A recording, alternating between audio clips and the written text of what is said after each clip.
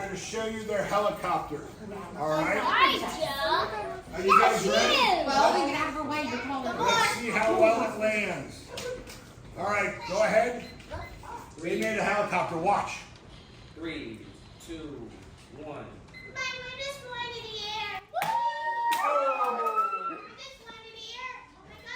Oh, yeah. For the past week, we have been teaching the kindergartners the aviation and airplanes. So today we made them airplanes and they had to fly them downstairs. This is Comet's airplane.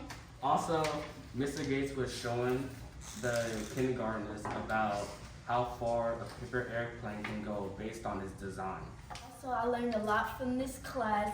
Also, it brought me together with little ones because sometimes I get annoyed, but now I'm learning on how to get calm, be more focused, and like comprehend what they're feeling and stuff.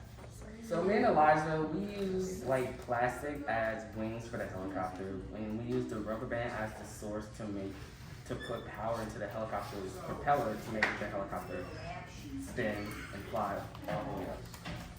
So one of the goals about this experiment was that the hard part was to figure out what the helicopter was actually supposed to do, if it was supposed to either take off or what it's supposed to be for landing. This project, created by the Wright brothers, this works is when the helicopter's propeller is spinning, it's supposed to go down and it's supposed to land, mostly.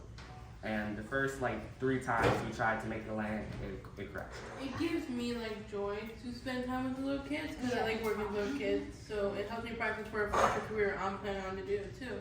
It took a lot of perseverance for me not to give up because them kids was running. You gotta be calm with them too.